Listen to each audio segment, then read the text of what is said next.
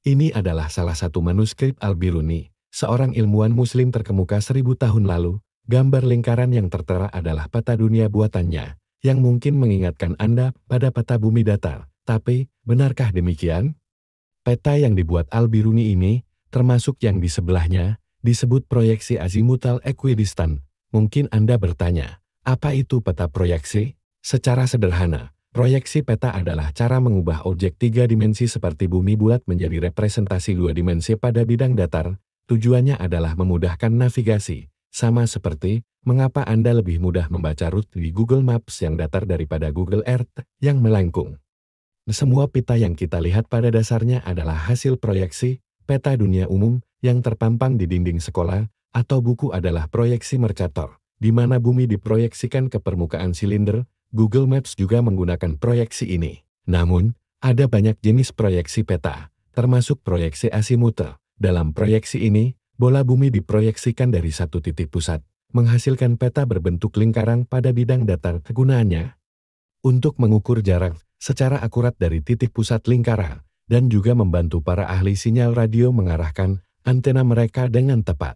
Jadi, peta Al-Biruni bukanlah peta bumi datar. Peta ini akan mengalami distorsi parah ke arah luar lingkaran jika Anda menganggapnya peta bumi datar. Bukankah aneh jika Antartika terlihat sepanjang itu?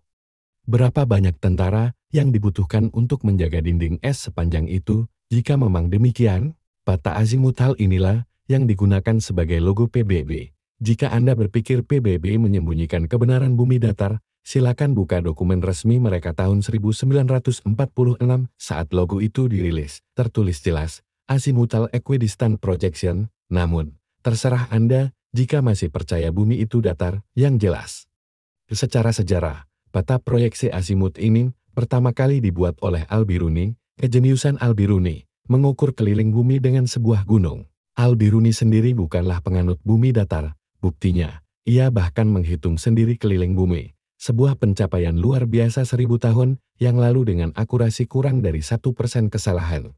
Hanya dengan bantuan sebuah gunung. Konten ini tidak bertujuan membahas perdebatan bumi bulat atau datar, melainkan menyoroti kejeniusan Al-Biruni. Namun, untuk memahami bagaimana ia menghitung keliling bumi, kita perlu tahu mengapa para ilmuwan di zamannya sudah meyakini bahwa bumi itu bulat. Di zaman Al-Biruni, belum ada NASA. Jadi tuduhan konspirasi tidak relevan. Dari mana mereka tahu bumi itu bulat? Jelas, melalui pengamatan langsung. Mereka pada waktu itu lebih memahami astronomi dan geografi dibanding kita. Sebagian karena mereka tidak memiliki ponsel dan harus mengandalkan pengamatan langit untuk arah dan waktu. Kemampuan membaca langit adalah soal hidup dan mati bagi mereka. Untuk mengetahui kapan musim berganti, waktu berburu, dan bercocok tanam. Dengan kemampuan memetakan langit, ilmu astronomi dan geografi pun berkembang. Pada zaman itu, belum ada pesawat atau jasa pengiriman cepat. Orang-orang dulu menjelajahi bumi ke tempat-tempat jauh, melalui daratan dan lautan untuk berdagang atau menemukan negeri baru.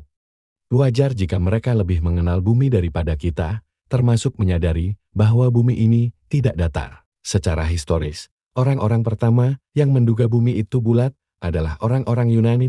Pitagoras, sekitar 600 tahun sebelum Masehi, meyakininya melalui insting matematisnya. Namun, orang pertama yang membuktikannya secara empiris adalah Aristoteles dengan 3 argumennya. Bintang kapal yang terlihat tenggelam di horizon, ini hanya mungkin terjadi jika permukaan bumi melengkung. Bintang bumi bulat saat gerhana bulan. Bayangan bumi yang menutupi bulan terlihat melengkung. Bintang konstelasi bintang yang muncul dari bawah saat berjalan ke selatan, ini mengindikasikan kelengkungan permukaan bumi. Yang lebih menguatkan lagi adalah Eratosthenes.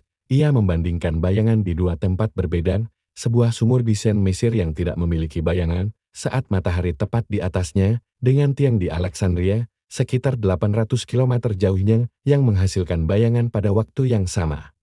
Ini membuktikan permukaan bumi melengkung. Eratosthenes kemudian mengukur sudut bayangan tiang di Alexandria dan mendapatkan 7,2 cit. Dalam geometri dan trigonometri, sudut ini sama dengan sudut kelengkungan bumi antara kedua titik tersebut, yaitu 1/50 dari 360 cit. Artinya, keliling bumi mudah diketahui. Kalikan jarak antara Sen dan Alexandria dengan 50. Eratosthenes memperkirakan jaraknya 5.000 stadia, sehingga keliling bumi adalah 250.000 stadia, atau sekitar 40.000 kilometer. Angka modern keliling bumi adalah 40.075 kilometer. Artinya Eratosthenes hanya meleset kurang dari 1%, luar biasa. Intinya, sejak saat itu, orang-orang sudah tahu bumi itu bulat.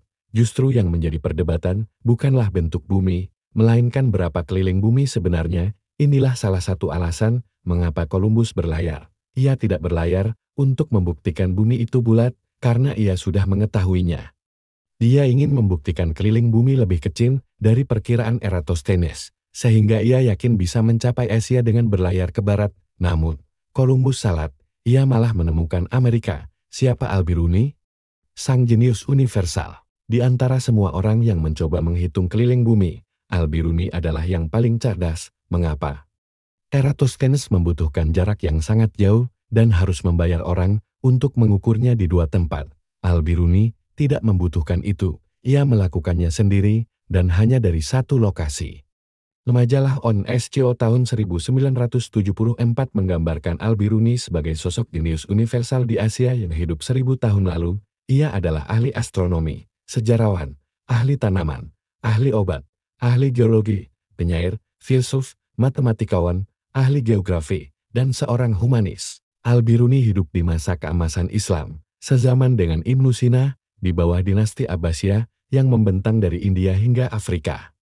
Masa ini ditandai oleh revolusi sains besar-besaran karena Khalifah Al-Ma'mun memerintahkan pengumpulan dan penerjemahan buku-buku dari seluruh dunia ke dalam bahasa Arab. Baghdad menjadi perpustakaan terbesar di dunia, dan institusi seperti Bait Al-Hikmah House of Wisdom didirikan. Lempat sains dan filsafat Islam berkembang pesat, melahirkan ilmuwan seperti Ibnu Sina, Al-Khawarizmi, Ibnu Al-Haytham, dan tentu saja Al-Biruni. Al-Biruni menulis 150 buku dalam berbagai bidang. Salah satu bukunya yang terkenal adalah Al-Asharul Baqiyah, Jejak-jejak Masa Lampau, yang diterjemahkan ke bahasa Inggris sebagai Chronology of Ancient Nations oleh Edward Sachal. Buku ini menjadi rujukan ahli sejarah, karena Al-Biruni memetakan sejarah dunia dengan menyingkronkan seluruh kalender dan melengkapinya dengan data ilmiah seperti astronomi. Tidak ada buku sejarah sedetail dan seilmiah karyanya. Bahkan, kalender Yahudi dijelaskan lebih lengkap di bukunya daripada sumber-sumber Ibrani yang ada. Karya-karya komprehensif Al-Biruni tentang berbagai peradaban dunia membuatnya dijuluki The Master Al-Ustaz, terutama oleh negara-negara Asia Tengah yang sejarahnya terdokumentasikan melalui tulisannya. Al-Biruni juga seorang ahli bahasa, menguasai setidaknya 7 bahasa. Dia juga menantang keras anggapan bahwa sains tidak berguna bagi agama, membuktikannya dengan memetakan koordinat Ka'bah secara akurat berdasarkan perhitungan astronomi, geografi, dan matematika. Astrolab, smartphone zaman dulu. Bagaimana Al-Biruni mengukur lokasi secara akurat tanpa GPS? Mereka menggunakan alat canggih bernama astrolab yang dikembangkan ilmuwan muslim. Astrolab berfungsi seperti smartphone masa kini, sebagai GPS jam, kalender, dan bahkan dapat mengukur ketinggian. Alat ini sangat kompleks dan hanya orang yang paham astronomi yang dapat menggunakannya. Melalui astrolab inilah Al-Biruni menghitung keliling bumi. Bahkan ia merancang astrolabnya sendiri yang lebih besar untuk tujuan tersebut. Cara Al-Biruni menghitung keliling bumi begini. Cara Al-Biruni menghitung keliling bumi. Mengukur tinggi gunung. Pertama, Al-Biruni mengukur sudut puncak gunung dengan astrolabnya. Setelah itu, ia berjalan 100 meter ke arah gunung dan mengukur sudut kedua. Dengan mengetahui kedua sudut dan jarak antara dua titik pengukuran, ia dapat menghitung tinggi gunung menggunakan trigonometri. Mengukur jari-jari bumi. Selanjutnya, Al-Biruni naik ke puncak gunung dan mengukur sudut horizon. Kejeniusannya terletak pada upaya mengukur jari-jari bumi dengan mengetahui sudut horizon dan tinggi gunung. Terbentuklah segitiga siku-siku pada lingkaran bumi.